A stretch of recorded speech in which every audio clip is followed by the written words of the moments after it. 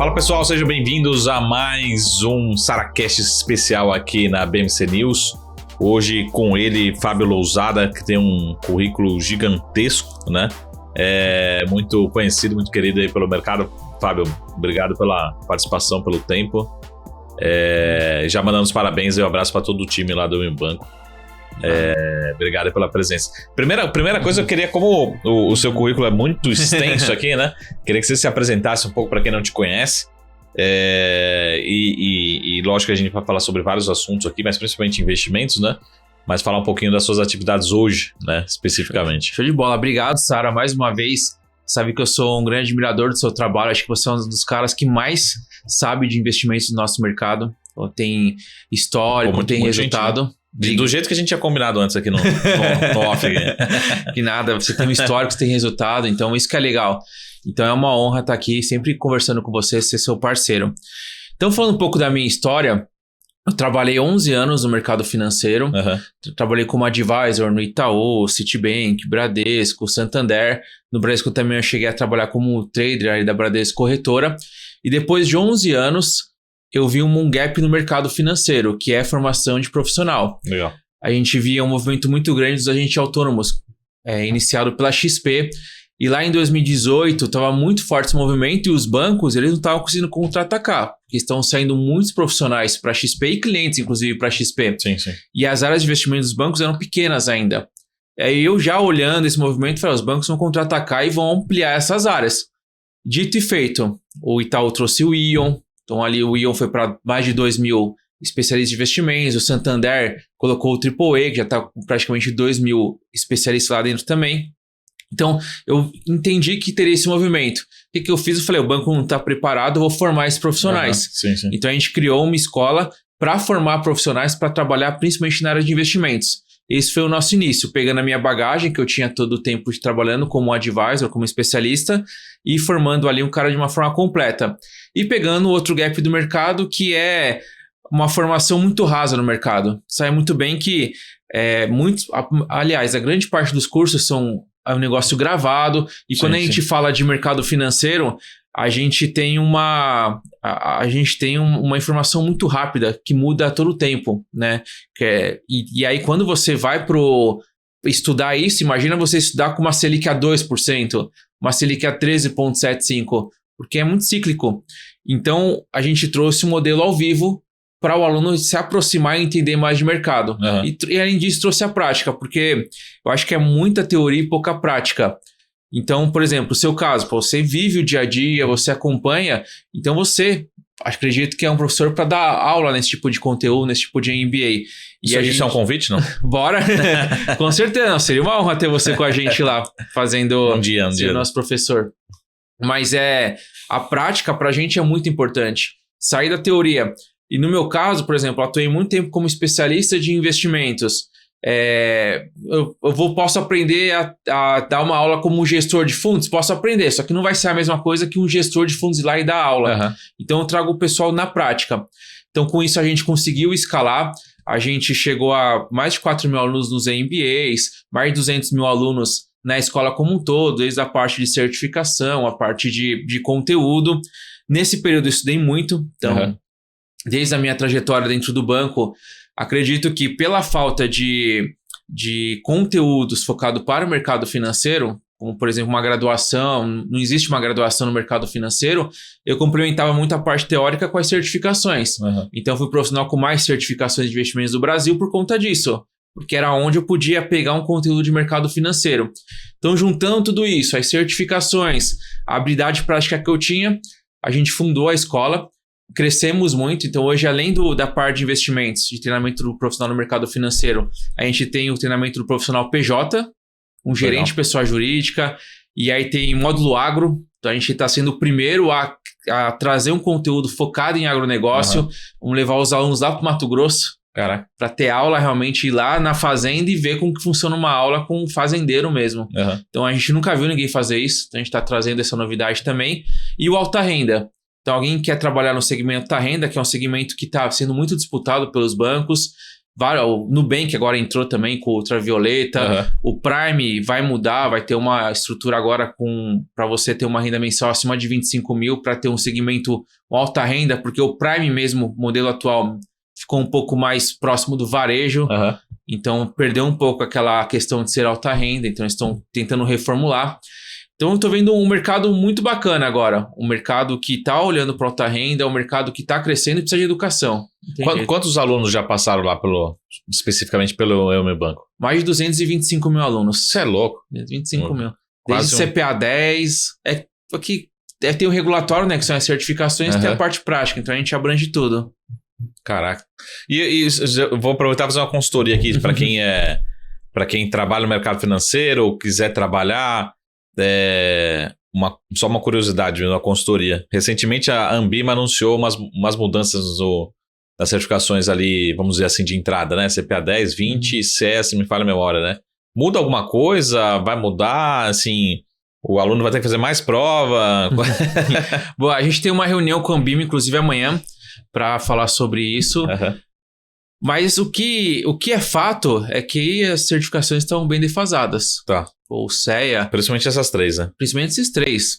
O CEA, que é o mais novo deles, tem desde 2007, 2005. É bem antiga também. Tá. Que é a mais nova dos três ali. Então, quando você pega o CPA 10, tá muito básico. Você tem muita teoria. Você não tem, por exemplo, onde eles vão incluir soft skills. Pô, a gente sabe a importância de soft skills, que não adianta nada eu saber muito de mercado e minha inteligência emocional ser muito baixa. Porque senão eu não vou conseguir me manter no mercado financeiro. O mercado financeiro é um mercado que ele é fácil de entrar, mas é fácil de sair também. Porque as pessoas não aguentam. Por conta dessa questão da inteligência emocional. Porque o dia a dia é pesado. Sim. Então as certificações vão trazer esses gaps também agora de soft skills que vai ser importante. Então vai ter uma mudança realmente, vão entrar novas certificações, mas eles ainda vão passar com mais detalhes como vai ser. Mas quem tem as certificações CPA 10, CPA 20 ou quer fazer a certificação, eles estão recomendando que faça, mantenha, porque você vai continuar com as certificações também. Boa, muito bom. Bom, vamos... Acho que a gente vai explorar muitos assuntos aqui, né? Mas, de novo, até pelo seu currículo aqui... A gente pode fazer um SaraCast para cada certificação, para cada tema, para cada investimento, né? Mas você tem falado cada vez mais, até nas redes sociais também, sobre alternativas de diversificação e renda também, através de fundos imobiliários, né? Então, acho que primeiro abordar um pouco dessa necessidade do brasileiro, e eu já faço a primeira provocação. Se eu olhar para pessoas físicas em ações... Me parece que a gente bateu um limite ali, né? Então, começamos de 2020, desde a pandemia para cá, aumentou muito e parece que parou o ritmo de crescimento de pessoas físicas, né, CPFs na Bolsa. Como é que você vê esse movimento de pessoas físicas em fundos imobiliários, né? Me parece ainda que o brasileiro tem uma paixão por investir em imóveis, né? Mas ele ainda não é sinônimo, né? Ele prefere ir lá no stand de vendas ali, comprar um estúdio em São Paulo, perto do metrô, investir, às vezes, valores grandes num imóvel só, né? Mas como é que você vê essa busca, né, pela alternativa de diversificação através de fundos imobiliários? Acho que é o primeiro passo, né? Muito bom, Sara. Acho que é o primeiro passo e tem um potencial gigante de mercado. A gente saiu de 200 mil investidores lá em 2018 para mais de 2.600 agora. Então, em pouco tempo, está crescendo em torno de 500 mil por ano. E a tendência, acredito que é subir. Então, tem diversos fatores para que esse tipo de investimento consiga ganhar atração. O primeiro, você trouxe bem, que é a paixão por imóveis. Então, quando você atrela a paixão por imóveis com uma facilidade de investimento, você consegue atrair novos investidores. E ele não tem o grande risco ali de ações, ele tem um menos risco, mas é claro que também tem um menos retorno. Então ele é aumentado. Para quem tem renda fixa, uma entrada em renda variável, para não cair direto em ações, ele acaba entrando nesse mercado. Sim, sim. E eu acho que o principal fator, quando a gente olha investimentos, às vezes a grande maioria olha para números. Aqui um número aqui tal, o risco-retorno compensa, aqui não compensa. Sim. Só que poucos olham para o mais importante, que são as finanças comportamentais. E quando a gente olha para um brasileiro, ele tem a parte de consumo muito forte. É muito porque ele está ali no Instagram, ele está sendo bombardeado todos os dias por consumo. Sim. Então, para ele investir, ele tem que ter uma contrapartida muito forte para ele não gastar no consumo. E eu acho que o fundo imobiliário é um dos únicos que tem esse apelo. O fundo imobiliário, a ação também tem esse apelo. Sim. Que é você conseguir fazer com que doa ele gastar. Ele vai lá porque ele consegue comparar. Quando ele pega um CDB, o CDB é chato. O cara aplica no CDB, tá rendendo ali dia a dia, os juros. Só que aquilo é chato quando ele vê uma oportunidade, por exemplo, agora um tênis. Nossa, esse tênis aqui é legal, R$1.000 o tênis, vai lá e compra. Porque, vou lá e resgato no meu CDB, tranquilo. Só que quando ele transforma em ações que pagam os dividendos, quando ele transforma em fundo imobiliário que paga a cota, ele já faz conta, facilita para ele. Fala, caramba, essa ação aqui do Itaú vai me pagar tanto de dividendos, puta, vai doer, não vou vender. Com esse valor aqui eu poderia comprar, sei lá, 10 cotas do fundo X, que eu me render tanto. Então a parte emocional, para mim, é muito importante para o brasileiro se adaptar e começar a investir, porque quando a gente olha para a estatística, é bizarro, menos de 10% dos brasileiros se aposentam sem depender do INSS. E para isso, eu acho que a parte comportamental é muito importante. Então, o fundo imobiliário trazendo essa dinâmica, acho que tem muito espaço para eles começarem a comprar R$10, já compra uma cota, e aí vai vendo o aluguel, e mês a mês ele vai vendo aquele aluguel. O que não pode, que acontece muito também em ações, é a questão da ganância, né? Sim. Porque em ações, você vai lá e fala, não, tem essas aqui, essas blue chips, tem aqui Itaú, Banco do Brasil, Vale. Aonde que o investidor olha? Nossa, eu quero aquela lá que tem recuperação judicial, que é onde tem oportunidade de dobrar o capital. Não, eu quero ir para opções porque eu quero dobrar o capital. E aí se ferra a grande maioria. Em vez de jogar o jogo ali de pegar as blue chips, de acompanhar as principais, é a mesma coisa no fundo imobiliário. Ele quer o fundo imobiliário que está pagando 1% de aluguel, 1,5%. Não para de pé a operação. Então, olha ali fundos que você vai ganhar um pouco menos, mas tem um potencial de valorizar no futuro, que tem um potencial ali de você conseguir entrar em setores muito bons, como shoppings, como galpões logísticos, e você vai montando uma carteira dessa forma. Mas muita gente olha, ainda mais como você disse, pessoa física é muito grande dentro do ambiente de fundo imobiliário, a maioria opera por yield. Sim. Olha lá, o aluguel, você que está pagando 1,10% ao mês, é esse que eu quero. E aí a maioria acaba se ferrando. E aí o investidor que estuda, são poucos no mercado, que de fato vão parar e estudar, ele aproveita, ele ganha muito dinheiro no mercado só com essas ineficiências. Sim. E fundo imobiliário ainda tem muita ineficiência. Geralmente yield para trás ainda, né? Olha entra em algum sistema lá, pega o histórico dos últimos 12 meses e fala assim, é esse aqui que eu quero, né? Mas antes de falar disso, assim, você tem algum número projetado, quanto que você estima o tamanho da indústria daqui a 2, 5, 10 anos, ou a quantidade de CPFs, ou o potencial que poderia crescer esse mercado ainda? Eu acredito que esse mercado chegue em 4, 5 anos a 5 milhões. Dá para chegar, tem espaço para isso. Muitos vindo da própria renda fixa, muitos investidores novos que vão se acostumando. Então, tem clientes grandes que só aplicam imóveis, que estão indo para o mercado de renda variável para aplicar em fundo imobiliário. Porque quando eles fazem um comparativo com o imóvel que ele tem ali, pagando um aluguel, é muita discrepância. Então, um imóvel tradicional está rendendo ali 0,4, 0,3, 0,5, dependendo ali do imóvel. Esse comparar com o fundo imobiliário fica muito distante. Além, é claro, da questão da incomodação, da questão do dia a dia, lidar com os inquilinos. E eles já gostam de imóveis. Então, eles estão gostando dessa classe de ativo. A questão é que até pouco tempo atrás, tinha pouquíssimo. Ainda a liquidez ainda é baixa se comparar com ações. Mas se comparar com o próprio fundo imobiliário, um tempo atrás, é muito baixo. Então, a gente tem ali em torno de 50 fundos imobiliários que têm um valor acima de 1 bi, que negociam mais de 1 milhão por dia. Isso era muito mais difícil antes. E aí tinha muita distorção de preço. Então a liquidez acaba trazendo muita gente para o mercado. E acho que isso dá oportunidade para todo mundo. Mas uma pergunta que eu faço é a seguinte: olhando de fora, tem várias dificuldades, mas uma dificuldade que eu tenho é que no Brasil a gente tem muita opção de fundo imobiliário, né? Se você olhar nos Estados Unidos, o mercado parece que tem mais investidores, só que menos opções. Tá, aqui no Brasil a gente tem, fundo imobiliário que tem um ativo específico. O cara tem um prédio, tem um shopping center, né? Um fundo imobiliário que acabou de abrir, 15 milhões de reais, captou, ele faz agro, como você falou, né?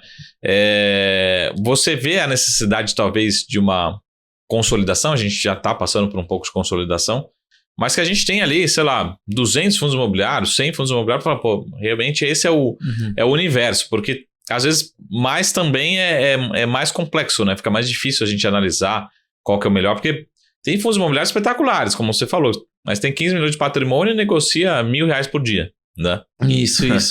Então, eu mesmo só olho para 40 fundos imobiliários. Tá. Eu não olho mais do que isso. Que aí tem alguns padrões. Tem, por exemplo, a questão de ter mais de 1 bi de valor de mercado, ter mais de 1 milhão de liquidez, ter ali diversificação de imóveis, diversificação de inquilinos. Para mim é extremamente importante. E às vezes aparece muita gente, nossa, e esse fundo aqui e tal, é arriscado? Eu acabo nem olhando. Porque é o que eu falei para você. O cara olha o yield, olha oportunidades e ele quer criar oportunidade. Eu acho que o mercado de fundo imobiliário, ele é um mercado que não se cria oportunidade, se tem oportunidade. É igual imóvel. Sim. Diferente de ações, e aí tem uma coisa diferente. Diferente de ações, se você errar o preço, você tá ferrado. Porque ações, por exemplo, eu entro em uma ação e ela tá cara. Só que a ação é uma empresa. A empresa tem capacidade de gerar valor. Então, o caro, às vezes, pode ficar mais caro ainda. Igual a gente fala, a ação tá cara, mas ela fica crescendo e tá cada dia mais cara porque a empresa gera valor. Quando a gente falar de imóvel, é diferente. Se eu compro um imóvel que vale 1 milhão por 1.300, vai ser difícil recuperar esse valor. Porque o imóvel não tem capacidade de gerar valor absurdo ali, igual uma empresa tem. Então, você errar o preço no fundo imobiliário, você tem que tomar cuidado. Por isso que é legal você ver se está muito caro, se está barato. É como se comprasse um imóvel. E quando a gente olha para o setor de shopping, aí já é um pouco diferente. Eu acho que aí tem mais oportunidades no sentido de conseguir gerar mais valor. Mas quando a gente olha para laje corporativa e escritório, é complicado. É difícil entrar nesse tipo de setor. Por conta disso, você acertou o preço, você errar o preço já era. Você demora muito mais para recuperar. Sim. Até uma provocação que eu faço aqui em relação a, acho que especificamente a shoppings, né? E depois no segundo bloco a gente entra um pouco mais na dinâmica, né? Na escolha dos ativos. Mas, por exemplo, shoppings, a gente tem alguns shoppings de capital aberto, né? E alguns estão vendendo ativos, né? Alguns dos ativos estão sendo vendidos para fundos imobiliários, né? E aí quando eu olho o fato relevante da empresa, da ação, ela fala assim, pô, vendi super bem o ativo. E aí, quando eu olho para o fato relevante do fundo imobiliário, eu falo assim, comprei super bem o ativo, né? E aquela provocação, é possível isso, né? Ter uma boa venda, uma boa compra, né? De fundos imobiliários, de ativos, né? Imobiliários, dentro desse contexto, né? Que seja boa para ambas as partes, né? No sentido dessas transições, que acho que é muito comum mais em tijolo, né? Então, galpões, em shopping principalmente. Boa pergunta, Sara, porque acontece bastante. E acaba sendo bom para os dois por conta dos ativos meio ruins, né? Que eles colocam lá. Então tem ali 6 shoppings bons. Vamos pegar a última aquisição. 6 shoppings vendidos, sendo que ali 3 são shoppings filés. E o restante ali, toma esses shoppings juntos aqui. Então acaba da empresa vendendo a participação em shoppings que talvez não são tão bons. Ali os piores, ele consegue se dissociar deles. E já para o fundo imobiliário, ele consegue ter acesso a shoppings melhores, onde ele pode gerar valor. Sim. Então, os dois têm que saber administrar, porque eles vão ter os shoppings filés e vão ter os shoppings ruins. E aí o shopping ruim, ele vai ter que ver como que ele vai conseguir gerar oportunidade, como que ele vai trazer demanda. E o shopping muito bom, ele consegue gerar valor em cima dele, trazendo ali algumas melhorias, fazendo reformas. Porque assim, diferente de galpão, que é a parte boa, galpão, quando a gente pega os novos, eles já estão focando em desenvolvimento. Criar o próprio galpão. Shopping é difícil. Vou criar o próprio shopping, vou construir um shopping. É mais difícil. Então, o shopping passa por mais essa questão de consolidação. Mas eu acho que o shopping, ele é o dono do meio de distribuição. E eu acho que em qualquer mercado, ganha o jogo quem tem distribuição. Sim. Porque o shopping ele tem um custo de oportunidade. Mas a gente tem um shopping lá, a gente está no momento ali de economia com os juros caindo e mais pessoas consumindo shopping. Shopping entendeu que ele ganha muito dinheiro com serviços. Que ele pode agregar? Porque ele traz as pessoas para lá. Se ele traz pessoas para lá e tem atenção nas pessoas, que é muito difícil hoje. E as empresas brigam para ter essa atenção. Muitas vezes a loja vende pouco naquele shopping, mas tem a atenção e de lá ele consegue levar para o e-commerce. O shopping, ele pode até ter o custo de oportunidade, ele colocar a própria empresa dele, se ele quiser. Porque, se eu tenho a distribuição aqui, eu posso criar uma empresa e colocar aqui dentro. Começa a negociar a participação. E tem, inclusive, em algumas lojas, uma parte do lucro que vai pro shopping. Ele começa a ser o dono. E a questão do risco dilui, porque a gente vê empresas saindo, como, por exemplo, Starbucks. Starbucks sai, entra outra. Sim. Enquanto se você investir em empresa, a empresa que sai, você se ferrou, porque ela está perdendo valor. Mas o shopping, como ele é o dono do meio de distribuição, ele acaba gerando mais valor. Então, por isso que eu gosto de shopping. Se for bem administrado, e como eu falei, a gente está falando de Brasil. Brasil é consumo. O Brasil gosta de consumir. E shopping é o sinônimo disso. Você acha que existe um paralelo? Até porque, de novo, daqui a pouquinho no segundo bloco a gente fala um pouquinho mais sobre a alocação, mas você acha que existe um paralelo pro perfil de ativo, né? Por exemplo, em momentos de taxa de juros altas ou recessão econômica, eu vou procurar em bolsa, olhando um pouco para equity, um pouco mais de empresas previsíveis, né? Que geram caixa, que não tenham tanto risco assim. Agora, com esse cenário de juros, será que isso também faz sentido para fundos, assim, pegar um ativo um pouco mais arriscado, high yield, enfim? Como é que você acha que deve se comportar essa seleção, essa construção do portfólio agora nesse cenário de queda de juros? Boa, tem oportunidade, sim. Quando a gente olha para fundos imobiliários de crédito privado, que ali são os fundos de papel, exato. Tem oportunidade, mas tem muito high yield. Quando entra no agro, vamos separar dois aqui. O FIAGRO é praticamente só high yield. Tá. Porque é um mercado que queria se provar e para se provar tinha que ir atrás de ativos mais arriscados para ter um bom rendimento para atrair investidores. Só que é muito mais difícil de precificar. Eu falo com diversos gestores de crédito privado que atuam no mercado tradicional e não se metem no agro. Eu falo, esse negócio é muito doido. Tá. Os caras que trabalham há muito tempo com crédito privado. Então tem que tomar cuidado. Paga bom yield, só que tem que tomar cuidado. Eu sou meio fora ainda do mercado de FIAGRO, tá? Eu tenho um fundo só, mas eu sou meio fora ali. Quando a gente olha para outros tipos de fundos imobiliários, tem muita discrepância ainda. Por quê? Se você olhar, você vai entrar no Instagram, você vai entrar em qualquer lugar, o influenciador está falando do fundo imobiliário da moda. E o fundo imobiliário da moda, às vezes, está 1,05 PVP, 1,06 PVP, ou seja, perderam a noção. E, como que eu vou comprar um negócio a 106 que vale 100? Tá claro que o mercado está aí mostrando. O mercado de ações, que é um que você entende muito bem, você vai rir. O cara, como assim? Pagando 106 por negócio que é 100? É um papel. E as pessoas entram. Por quê? Porque o influenciador está divulgando aquilo lá. Então, isso dá oportunidade para você conseguir ter bons ativos. Para você, nesse momento, tá 1,06, 1,07, se desfaz o ativo. Tá caro. E aí você começa a olhar alguns estão 0,98. Porque fundo de papel, quando a gente fala fundo de tijolo, PVP é mais distante. Mas fundo de papel tá mais claro aquilo. Sim. O mercado tá sinalizando. Tem a marcação a mercado e tá falando, esses ativos valem tanto. E as pessoas pagam muito mais por aquele ativo. Então tem que tomar cuidado. Mas essas discrepâncias dão oportunidade de preço. Então tem bons fundos imobiliários rodando a 0,98 PVP, fundos ali de high grade ou então de medium risk, risco médio. Mas high yield é muito difícil entrar, eu não gosto muito porque tem um risco grande. E se eu for entrar em high yield, eu prefiro pegar ali um ativo de banco dentro da FGC para o investidor final, pagando 120, 125 do CDI ou pagando IPCA mais uma taxa, só que dentro do FGC. Boa. Não adianta correr tanto risco no high yield. Um CDBzão de um banco menor. Pega isso. O fundo imobiliário, para mim, no máximo, um risco médio ali e vai administrando a carteira. E só para terminar aqui, a gente teve, sobretudo em 23, né? Mas em 24, como você falou, tem Starbucks, agora tem o Dia, né?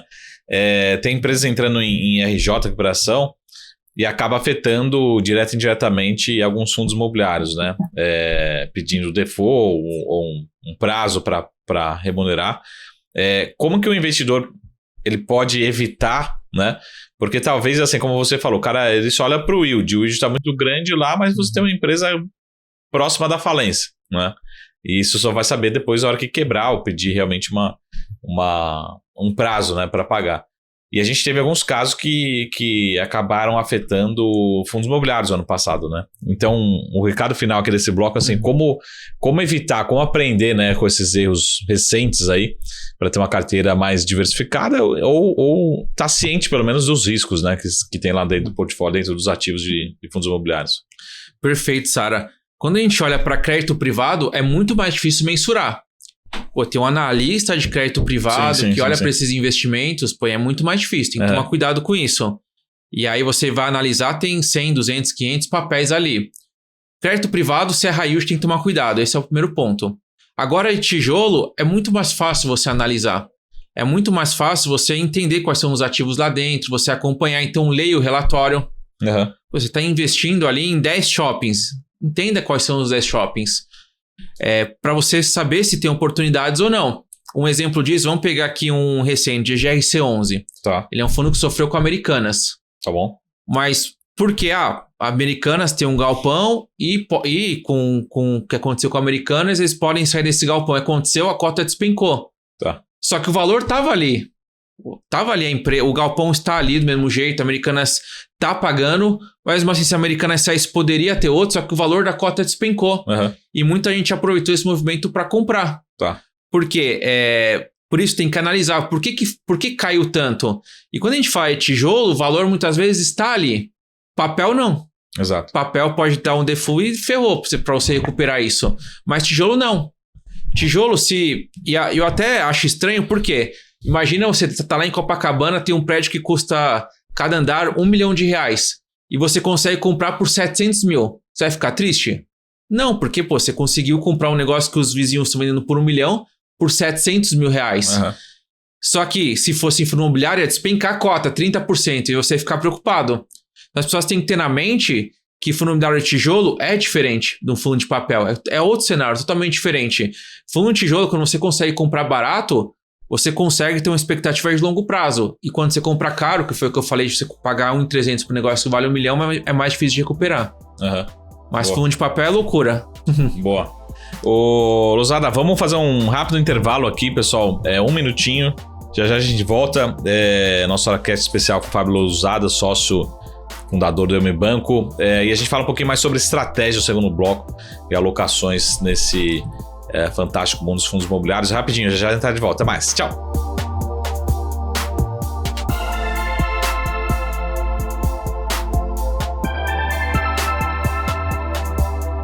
Fala pessoal, estamos de volta aqui ao nosso SaraCast, nosso encontro semanal aqui na BMC News. Hoje com foco um pouco mais em fundos imobiliários, nessa alternativa de investimentos. Eu acho fantástica essa alternativa.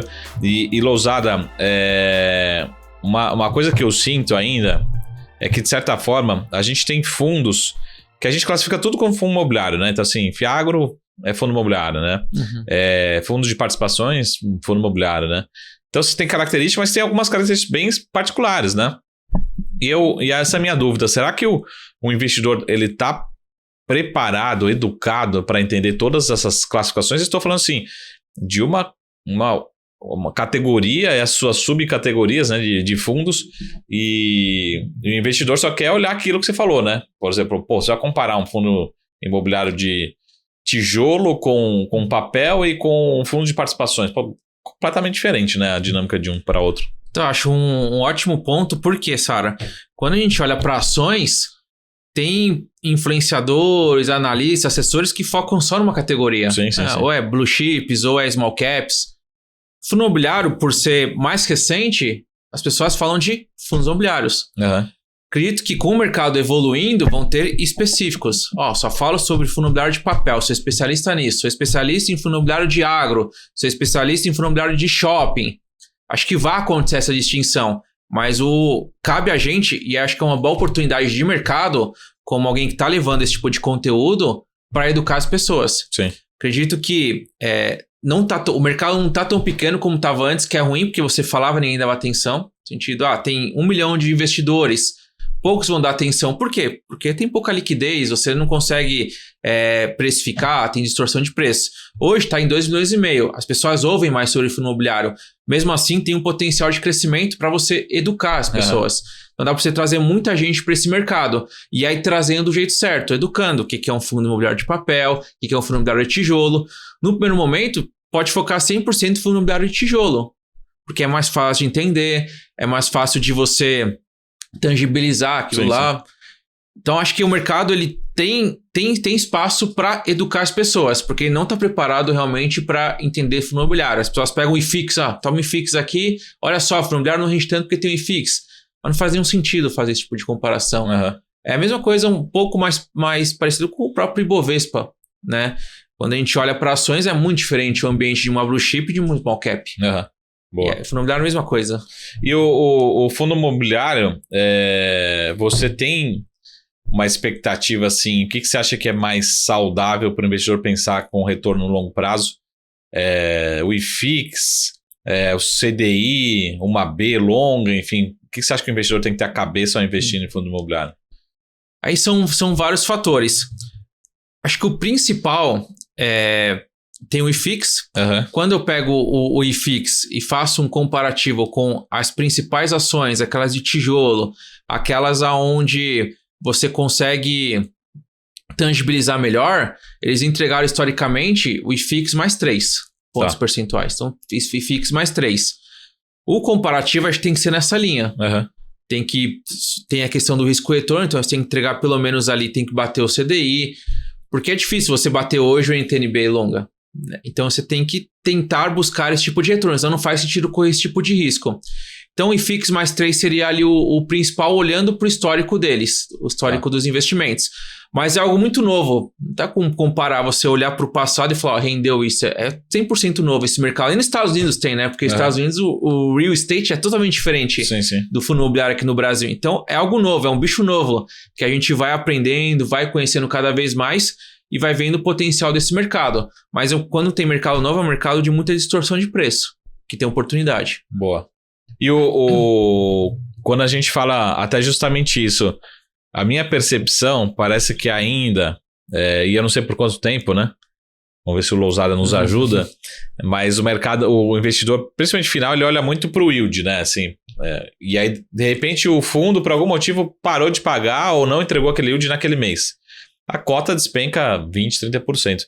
E aí tem um fundo nesse exato momento, sem citar nome aqui, para não caracterizar nenhuma recomendação, mas que ele está sendo precificado hoje com inflação mais 15, se não for a memória, mas é um fundo de participação, não é um fundo exatamente como a gente conhece, um fundo de papel. Enfim, até quando, né? Você acha que a gente vai ter essas aberrações, esses exageros? E qual que é o tamanho dessas oportunidades quando elas surgem, né? Você fala assim, realmente aparecem todo dia, é fácil encontrar, enfim, como é que você acompanha esse mercado? Fácil encontrar não é porque são poucos, como você comentou. Quando a gente olha em termos de liquidez, ainda é muito pequeno em relação ao mercado americano e o mercado de ações, inclusive aqui no Brasil. Não é todo dia que tem uma oportunidade. Porém, a gente vai encontrar distorção de preços grandes. Isso vai acontecer. Por quê? Como o investidor ele olha só o rendimento de fato, se despenca aquilo, ele começa a vender as cotas. E aí tem uma oportunidade. Se em ações tem esse tipo de oportunidade, que é um mercado muito mais forte, um mercado com mais analistas, tem esse tipo de oportunidade, em fundo imobiliário tem muito mais nesse sentido. Mas, como eu falei, ainda precisa evoluir a questão da liquidez, dá para melhorar ainda mais. Parar de ficar olhando para as 400 ações, os 400 fundos imobiliários que tem ali no IFIX, 800 listados, é muita coisa de fundo imobiliário. E as pessoas os investidores querem olhar todas. Foque em, no máximo 10, comece com 5, 10, chega no máximo a 40 ali, olhando, nem aplicando, olhando, porque senão você vai se perder. E aí dentro deles, você começa a ver oportunidades de mercado. Então, por exemplo, eu tenho ali um lugar onde eu coloco essas 40 ações, não olho as outras, e dentro desse universo, eu coloco ali o PVP, coloco ali um fluxo de caixa descontado, coloco algumas coisas ali que vão apitar para mim. Pô, isso aqui tem uma oportunidade, por que caiu tanto? E aí você vai ver que caiu por conta de marcação a mercado, por conta de algum fator que não foi específico. Pô, então tem uma oportunidade. Isso tem fundos que ficam um bom tempo com essa oportunidade, mas tem fundos outros que ficam rodando a um preço muito caro há muito tempo e já são negociados a esse preço e talvez não tenha oportunidade. Às vezes pinta oportunidade numa emissão nova que acontece, no rebalanceamento lá fora. Então tem alguns investimentos lá fora que tem uma carteira e uma parte delas é fundo imobiliário brasileiro. E aí quando tem rebalanceamento lá fora, afeta, porque eles só estão ali para cumprir o índice, para fazer o rebalanceamento. Então, independe o preço. E aí eles vendem uma quantidade significativa de cotas, e aí a ação cai. E aí dá a oportunidade de você entrar em cotas de fundos imobiliários bons, mais baratos. Então são esses tipos de oportunidades. Mas a aberração sempre vai ter, né? Porque o mercado não é nada racional, né? Boa. Vamos, antes de falar das polêmicas, vamos começar só para se preparar aqui, mas você acha que, por exemplo, a gente tem, o pessoal chama de fundos de renda, fundos mais focados em ganho de capital, como é que você faz esse equilíbrio dentro do seu portfólio, pensando num cenário que hoje a Selic está em queda, beleza, mas também ela vai continuar alta pra caramba, né? Assim, vai continuar no melhor cenário, os economistas projetam 9% de fechamento esse ano. Enfim, como é que você faz esse equilíbrio entre os diversos setores, né? Pensando no ano passado, por exemplo, 23, os fundos de papéis talvez tenham sido o grande destaque, 22, 23, né? Como é que você faz esse equilíbrio entre as classes de fundos imobiliários? A grande maioria é tijolo. Porque como eu falo, fundo de papel, ele vai ter concorrentes mais fortes, fundo de papel. Ele vai concorrer com uma NTNB, vai concorrer com um CDB, pagando 120%, 130% de CDI com FGC, debêntures incentivadas. É mais difícil ali o fundo imobiliário de papel concorrer. A questão principalmente o pequeno investidor, ele não vai ter acesso, às vezes, a uma taxa tão boa. A um IPCA mais 7, IPCA mais 8, e o fundo imobiliário tem. Então ali pode ser uma boa oportunidade, principalmente se o fundo imobiliário estiver negociando com o PVP ali abaixo de 1, 0,90, 0,95, pode ser uma boa oportunidade. Mas como eu falo, tem que tomar cuidado. Para quem está iniciando, o foco para mim tem que ser mais em fundo tijolo. Porque ali você costuma ter ali uma variação menor dos preços em relação ao fundo de papel. Ali você consegue entender quais são os ativos por trás, o que está sendo negociado. E fica muito melhor para o investidor ele ter aquela questão que eu trouxe da parte educacional, da parte comportamental, de ele cuidar dos ativos, de doer para ele consumir algo, porque ele está vendo aquilo. Ele tangibiliza, ele passa na frente do shopping. Sou dono desse shopping aqui. Tá viajando uma rodovia e vê ali o galpão. Isso é motivador para as pessoas. E a gente tem que levar muito em conta esse fator. As pessoas utilizam poucos esse fator do comportamental. E para mim é fundamental para o brasileiro. Seja na questão até trazendo uma polêmica grande, que é a questão dos imóveis. Compro imóvel, alugo. Racionalmente, se você alugar e você pegar o valor e investir, você compra depois à vista. É um ponto de vista interessante? Só que a maioria vai olhar o dinheiro ali parado e vai gastar. Sim. Ele nunca vai ter um imóvel próprio por conta disso. Então, para a grande maioria, vale mais a pena financiar por conta do fator comportamental. E eu acho que o imobiliário ele é muito importante para o educacional. O cara começar ali, isso aqui me dá R$1 de aluguel, R$5 de aluguel. E o tijolo, ele é o que retrata muito bem isso. Retrata muito bem. Porque a gente precisa descolar, essa é a questão. Quando eu falo, pessoal, fundo imobiliário X, primeira comparação, ele está pagando 8%, você pega os melhores fundos, pagando 8% ao ano. Aí o pessoal compara com o quê? Com o Selic. Mas Selic está pagando 10, 9, por que um fundo imobiliário está pagando 8?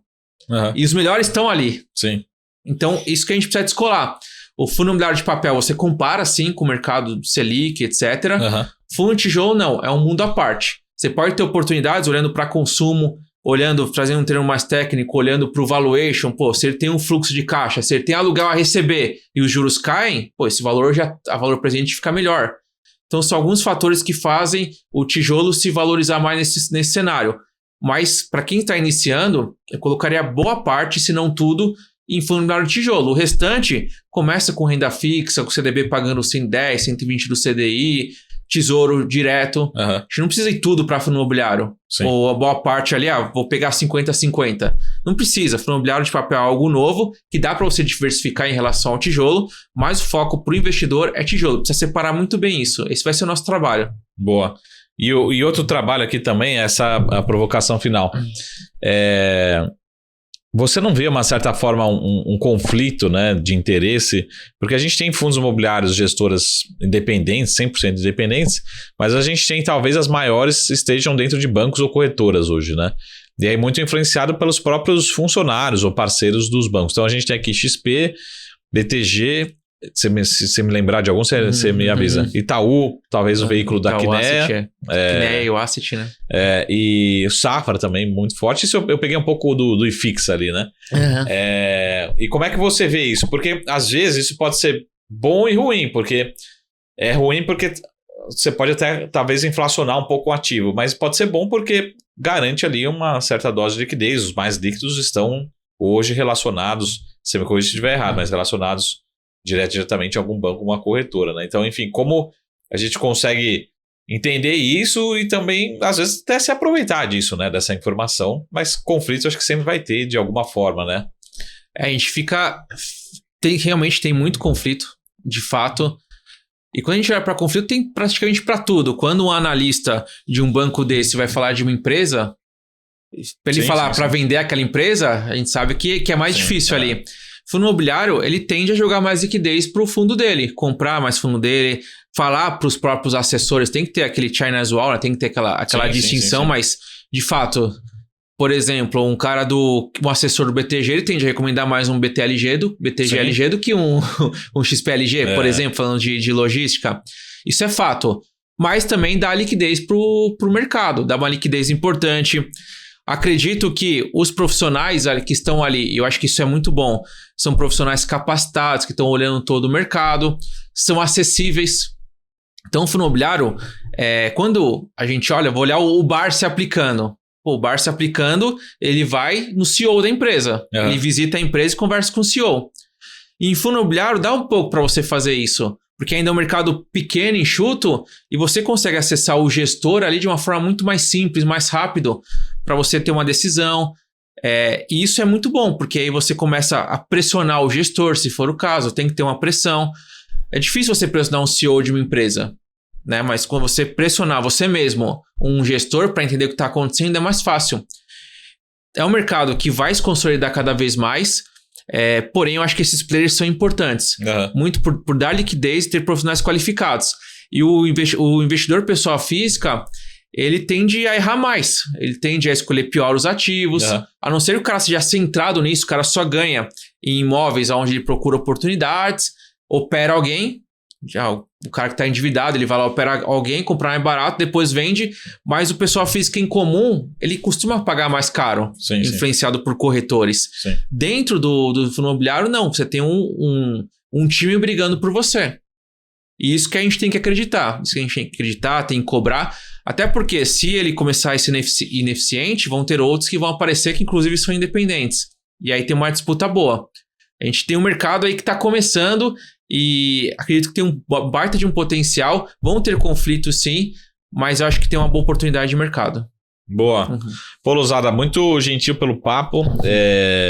Primeiro, antes das perguntas finais, deixa seus contatos aí para quem quiser seguir você, Eu Me Banco, enfim, para quem não te acompanha ainda nas redes sociais. Tem meu YouTube, que é Fábio Lousada, então procura lá, eu sempre gero um conteúdo lá. Meu Instagram, Fábio Lousada _, e o do Instagram da Eu Me Banco é Eu Me Banco Educacau. Para quem quer ingressar no mercado financeiro, para quem quer entrar num banco, ali é a nossa especialização. Eu tava pensando aqui que acho que não tem nada que eu me lembre, tem um pouco o CNPI ali, mas acho que não tem nada específico para fundo imobiliário, né? Depende um pouco do que você for trabalhar, né? Tem o CGA como gestor, para específico, não tem nada, né? Específico, que também... É um mercado cru. É um mercado cru que não tem quase nada ainda. Não tem muitos analistas, não tem analistas específicos, não tem informações específicas. É um mercado que quando você olha uma pós-graduação, tem pós-graduação em imóveis, real estate. Tem. Mas fundo imobiliário específico, ainda não tem nada. Acho que aí tem uma grande oportunidade. Eu já vi muita gente falando que é um mercado gigante, que vai duplicar, triplicar, principalmente essa parte de financiamento, enfim, utilizar o mercado como um instrumento de financiamento. Negócio muito bom. Ô, Lousada, no final aqui, eu sempre faço um ping-pong, né? Você tá acostumado com ping-pong ou não? Tô. Manda bala. Já. Vamos lá. Tá familiarizado? Batata quente. Você que torce pra que time? São Paulo. São Paulo tá fora também, né? Tá ruim, tá? Do Paulista também, né? Tá sofrendo com Carpini agora. Assim como eu, né? Assim. O Corinthians? Vamos fora. Tem que torcer agora pro Bragantino ganhar, pro Novo Horizontino. Bragantino é meu time de coração. Eu, como empreendedor, eu acho que o time mais empreendedor do Campeonato Paulista, do brasileiro até, é o Bragantino, né? Empreendedor, enfim, Red Bull, profissional, Red Bull sai e faz as coisas, né? Impressionante, né? Tomara, né? Pelo menos chegar ali na final seria muito bom. O Lousada, então, o nosso ping-pong aqui é super simples, né? Então, super 3 perguntinhas rápidas para a gente finalizar. E lógico, se também tiver depois um recado final, a gente passa depois do ping-pong. Então a pergunta é, ping-pong, provavelmente muita gente pergunta, essa aqui eu vou deixar, geralmente é só sim ou não, né? Mas eu não deixo explique sua resposta, né? Essa eu vou perguntar para você, primeiro ping-pong. FIIs aqui no Brasil ou REITs lá nos Estados Unidos? Você só pode escolher um dos dois e por quê? Hoje eu vou fazer um ping-pong diferente, né? FIIs no Brasil por conta dessa facilidade de estar próximo do gestor. Você consegue ter mais acesso à informação e muito mais distorção de preços. É um mercado muito novo e distorção de preço é onde ganha dinheiro. Boa. O segundo ping-pong, muita gente deve te perguntar também. Você tem a opção de ser acionista de shoppings, né? Enfim, de vários ativos imobiliários em bolsa aqui. Então a pergunta é FIIs ou equities, mas focado em imóveis, né? O FIIs para mim acaba sendo mais interessante porque eu consigo que esse fundo imobiliário compre novos ativos, invista mais, faça de uma forma diferente e a questão de distribuir os aluguéis mensalmente, apesar de ser pela lei semestral, se eles não distribuem mensalmente, eles acabam perdendo valor. Então, todo mês ali motiva muito o investidor. Eu acho que esse aqui foi o grande pulo do gato. Conseguir tangibilizar para o investidor todo mês ali o aluguel. E por fim, assim, tem muita gente que compra até hoje e vai comprar sempre. Stand de venda, lançamento, né? Móveis para investimento, né? E às vezes, é um valor ali de 100 mil, 500 mil, 1 milhão, né? Um imóvel. Eu acho que eu já sei a resposta. Então, como a resposta... que recado você daria para um investidor como esse? Que ele é investidor também, né? Mas que recado você daria pensando no fundo imobiliário como alternativa para quem investe dessa forma? E, de novo, não é só nas grandes cidades, né? Às vezes é um terreno no interior, um terreno na praia, enfim, uma fazenda no Mato Grosso, né? Acho que o principal ativo para todas as pessoas é tempo. Quando você tem ali um valor de 500 mil, 1 milhão para investir, alguma coisa você fez no seu dia a dia para conseguir gerar aquele valor. Então, muitas vezes tem um médico, um advogado, empreendedor que está perdendo tempo visitando imóvel para comprar oportunidade, para depois ficar com o inquilino, ficar cobrando, além de ganhar depois uma taxa menor, vai para o fundo imobiliário. Você que não tem tempo, fundo imobiliário, você delega para um gestor competente a escolha dos ativos e você vai acompanhando. Então, para quem não tem tempo, que é o meu caso, eu não tenho tempo para ficar vendo o imóvel, para ficar negociando com o inquilino. Então, o fundo imobiliário, para mim, é muito mais simples. Eu já tive imóvel e me ferrei bastante com o inquilino. Então, o fundo imobiliário, para mim, acaba sendo muito melhor por conta dessa questão de tempo, de facilidade, delegar para um gestor e poder ter acesso a fundos melhores que shopping e galpões logísticos é muito melhor do que o residencial em si, até que o escritório corporativo. Muito bom. Lousada, obrigado pela aula, muito gentil. Deixa o recado final aí para a galera. Lembre de seguir aí o Lousada. Também a gente deixou um QR Code aqui com a nossa carteira de fundos imobiliários, para quem quiser seguir uma carteira que a gente tem. Lousada, deixa o recado final aí para todo mundo. E eu tenho certeza que 2025 a gente vai estar com um patamar de juros bem menores, né? E acho que esse assunto ele vai ficando cada vez mais na nossa rotina, né? Como investidor, né? Perfeito. Você que trabalha no mercado financeiro, por exemplo, é uma grande oportunidade de você aprender e ser um dos pioneiros em fundos imobiliários.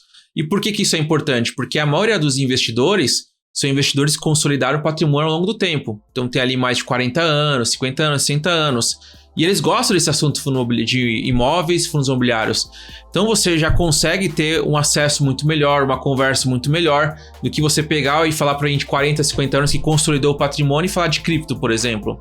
Então você estudar fundos imobiliários vai te dar um viés de você se aproximar dos maiores investidores. E você que é um grande investidor, você consegue começar a vender esses imóveis, eu já vejo algumas pessoas fazerem isso, vender grandes imóveis e diversificar isso em diversos fundos imobiliários. Pô, muito bom.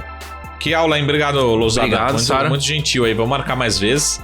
Manda um grande abraço para todo o time lá. E esse foi o nosso SaraCast especial aqui com o Fábio Lousada, sócio fundador lá da Eu Me Banco. Também a gente focado hoje em fundos imobiliários. E a gente se vê aqui na semana que vem. Até mais. Tchau.